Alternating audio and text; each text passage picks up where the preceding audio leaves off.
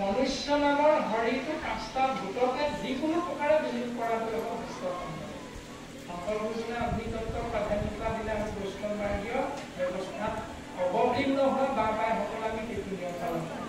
আকৌ ইহুদীসকলে কি কৰে, মনুষ্যৰ মৃত শৰীৰটো টুকুৰা টুকুৰকৈ কাটি পাহাৰৰ একেবাৰে ওখ চূড়াত গৈ এৰি থৈ আহে আৰু কাউৰী হগুনকে ধৰি বিভিন্ন মাংসহাৰী চৰাইবিলাকে যেতিয়া সেই মাংসবিলাক চিৰা-চিৰি কৰি আমি টুকুৰা টুকুৰ কৰি খায় তেতিয়া সেই বায়ু তত্ত্বত মিলিত হৈ যায় বুলি ইহুদীসকলৰ এটা বিশ্বাস আছে।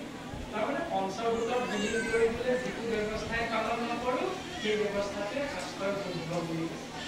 তাৰমানে আমি কোনেও সেইটোৰ লগত খোৱা কামৰা কৰি লাভ নাই। আমি শংকৰ গুৰুজনাৰ ধৰ্মটো পালন কৰিছোঁ, জুইত পুৰিলেহে শুদ্ধ, মাটিত পুতি থলে বা কবৰ দিলে ই শুদ্ধ নহয়, এনেকুৱা এটা চিন্তা যদি আমাৰ আছে এইটো সম্পূৰ্ণ ভুল চিন্তা।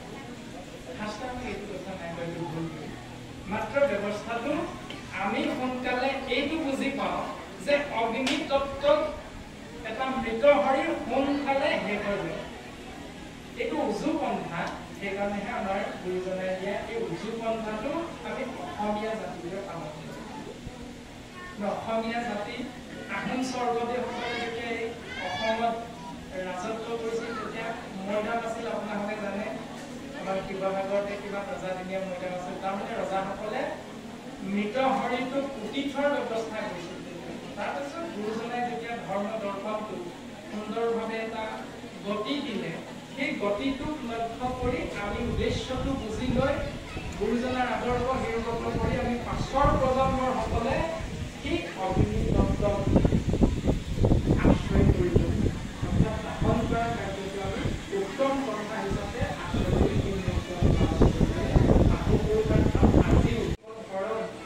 বাকী আমি যিটো আনুষ্ঠানিকতাক বঢ়াই দি কোনোবাই সত্ৰৰ সত্ৰাধিকাৰ ওচৰত গৈ কথাকেইটা শিকি লৈছোঁ, কোনোবাই শৰণাচাৰ্যৰ ওচৰত গৈ কথাকেইটা শিকি লৈছোঁ, এইটো মাত্ৰ আনুষ্ঠানিকতা। এইটো কোনো বয়সৰ সীমা নাই।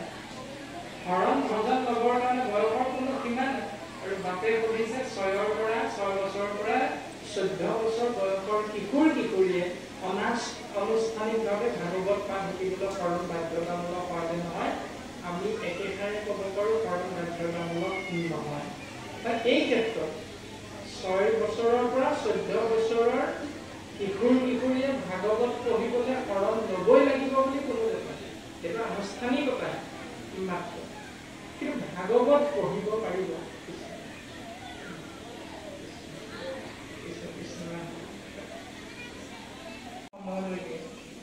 কৃষ্ণ নাম বস্তুৱে আপোনালোকৰ চৰণৰ সেৱা কৰিবলৈ যাওঁতে যি অপৰাধ হৈ গ'ল জ্ঞাতে অজ্ঞাতে, আপোনালোকৰ মহামহন্তই নিজৰে সন্তান ভাবি, ভাই বন্ধু ভাবি, সমাজৰ এজন নিষ্কিন গুৰুধৰ্মৰ সেৱক ভাবি, আপোনালোকৰ মহামহন্তই আপোনালোকৰ দুখানে অভয় চৰণৰ এক কণিকা কৃপা পৰিপূৰ্ণ কৰিব বুলি আমি পুনশ্চবাৰ সেৱা নিবেদন কৰি আজিৰ মহান দায়িত্ব ভাগি, মহান অনুষ্ঠান ভাগি আমাৰ ফালৰ পৰা ইমানতে বিৰাম দিয়া হৈছে।